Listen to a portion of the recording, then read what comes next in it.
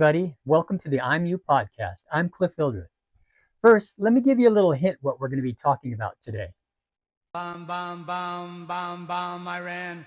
Bum, bum, bum, bum, bum, Iran. Bum, bum, bum, bum, bum, Iran. Bum, bum, bum, bum, bum, Iran. What country's got a feeling really hit the ceiling? Bum, Iran. Bum, bum, bum, bum, Iran. Went to a mosque, gonna throw some rocks. Tell the Ayatollah, gonna put you in a box. Bum, Iran. Bum, bum, bum, bum, bum.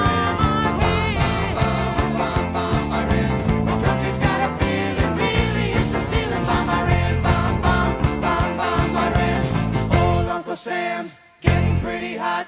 Time to turn Iran into a parking lot. Bum, Iran, bum, bum, bum, bum, Iran, bum, bum, Iran. The country's got a feeling really hit the ceiling. Bum, Iran, bum, bum. Well, he did it. Trump just took out Iran's nuclear facilities, something no other president has done, even though it should have been done 20 years ago. Certainly 10, and even more so 5, he actually did it. Now, this is what I voted for. I'm sure a lot of you are feeling the same way, but this is what I voted for. And the cool thing about it, I have to do a little mea culpa here too, because I actually had a podcast short set up to go on Saturday morning when I heard Trump say he was going to give Iran 2 more weeks because of the potential for negotiations. And I thought, well, wait a minute. You just gave them 2 months and they failed. They came out publicly and said, we're not negotiating with you. And you're giving them 2 more weeks. I'm like, well, what was the 2 months for? For that matter, what was the last 10 years for? That's all we've been doing with these scumbags is negotiating. So I was really mad. I really was. And one of the reasons is because I was looking back, you know that childish BS the Democrats started with the taco thing? Trump always chickens out. And of course, I derided it as childish BS. And I obviously decimated the Democrats, which I do frequently.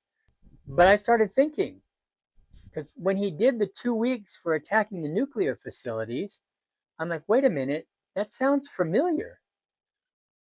On some of the tariffs, when he imposed the tariffs, thank you, on the world, so to speak, on April 2nd, it wasn't more than a couple of days before he exempted a bunch of countries, and he said he was going to give them, guess it, 2 weeks to make a deal. Like, okay, all right, I understand. People were caught off guard there. So 2 weeks, okay.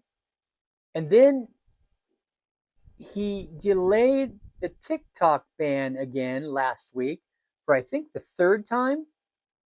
And what was he going to give him? 2 weeks to get the sale done.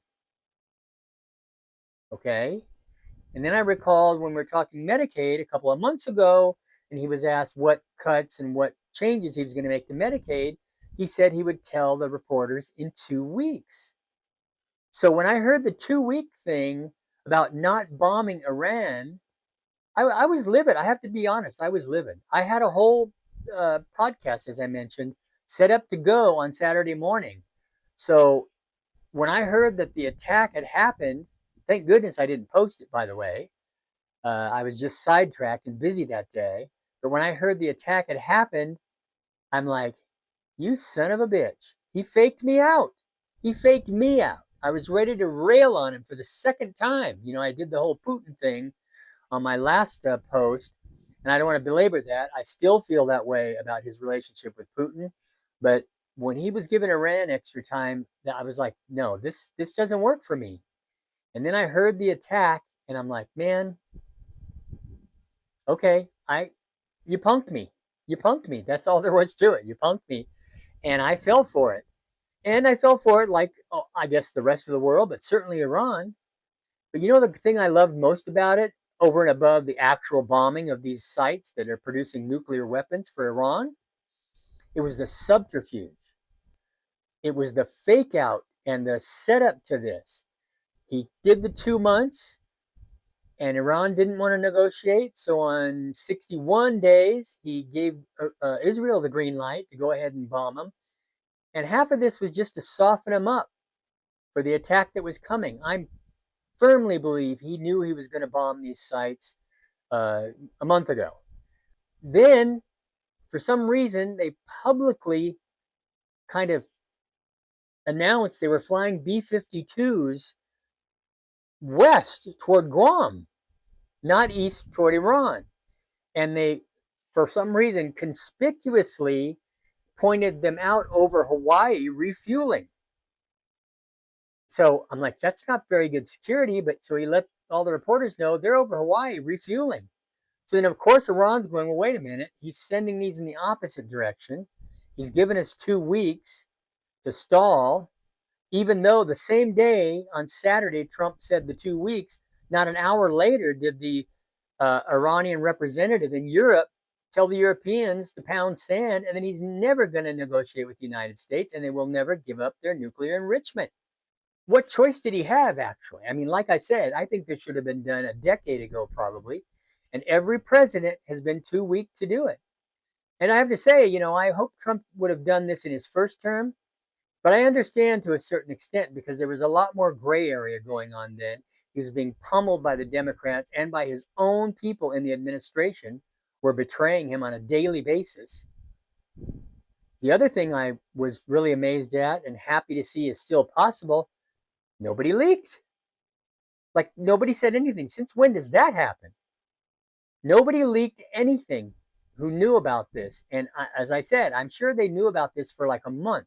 I think the whole Israel attack, part of it was to soften up Iran, get rid of their anti-aircraft missiles and their ballistic missiles to make it easier for us to make this mission. So I got to tell you, this is my guy. I'm back in the saddle on the Trump train. So just wanted to share that with you because I think it's a really cool thing. I think this has the potential to change history, actually. Because when you think about it, every problem in the Middle East for the last 46 years, since the revolution of 79, every problem has been caused by Iran or their proxies, which is basically still Iran. And nobody ever holds them accountable for it. Trump killed Soleimani in the first term, which was great too, to let them know he's not afraid, but he didn't go after the nuclear sites. Well, he's made up for all of that now. And for those who say we shouldn't have attacked Iran because they didn't attack us, my response is, where have you been? Did you just wake up from a 45-year coma? Iran's been killing Americans since the revolution in 79. From the Marine barracks to Hamas attack on Israel didn't just kill Israelis, they killed almost 36 American Jews. This idea that Iran is some innocent bystander who's having a war with somebody else is just absurd. I don't understand how any sentient being over the age of 10 could come to that conclusion. As I mentioned, they've killed over 1,000 Americans, and some estimates go as high as over 2,000 Americans in the last 46 years. How long are we going to do this? In my opinion, if you remember 9/11, right? The report that came out after 9/11, one of the biggest points of that report were Al-Qaeda was at war with us, but we weren't at war with them. And that was absolutely true. But the Iranian situation just basically makes that seem like a cakewalk in the fact that Iran's been at war with us for 46 years and we're not at war with them. This has been, in my opinion again, a slow motion 9/11 waiting to happen. Do these people think we should wait for the actual nuclear missile to be on the launch pad before we can act? Do we need to shoot it down in midair before it hits Tel Aviv or an American military base in the Middle East? This is exactly what we need to do. You take it out before it becomes deadly. And I have to say, it is so sweet to hear the Democrats complaining that he didn't come to Congress before he did the attack. That's funny because I don't remember Joe Biden going to Congress before he bombed Syria. I don't remember Barack Obama going to Congress before he bombed Libya. And I don't remember a Democrat uproar when Bill Clinton bombed Kosovo without congressional approval. Only when Trump does it. And can you imagine if you're Donald Trump and the way the Democrats have been treating you for a decade, actually going to some of these clowns like Adam Schiff or what's the guy, Goldman, and telling them about this attack ahead of time? Are you kidding me? This thing would have been on CNN, MSNBC, the top of the fold, New York Times, Washington Post. They would have blown our entire attack, happily, by the way, by informing Iran that we're coming. It's just amazing. They hate Trump more than they love this country. And we've just started. We've got to get rid of these clowns, no matter what. Something has to happen here. Besides the lunacy on the street and people calling for Trump's death and impeachment, which they've already tried to kill him twice. So it's just uncanny to me how a major American party can be so un-American and anti-American. But you know what? Trump pulled it out today. Trump proved what kind of a president he is. Unlike any other, when he says he's going to do something, he does it. And I'm so glad I did not post that other video because I had it ready. Anyway, I just wanted to say I'm back in action with the Trump train, and I can't wait to see what he does in his third term. I just want to leave you with one more little tidbit today to help basically justify your support for this president.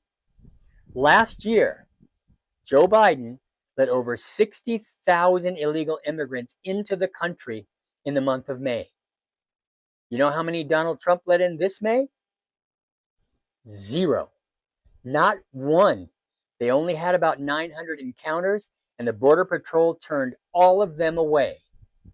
No housing, no food, no debit cards, no phones. Go back home. So we all know this is the guy we wanted, and apparently this is the guy we're getting. Well, that's about it for now. If you like what you see, don't forget to like, share, subscribe, and leave me a comment. I'd love to hear what you have to say. So I hope you're having a great day, and I'll see you on the next one.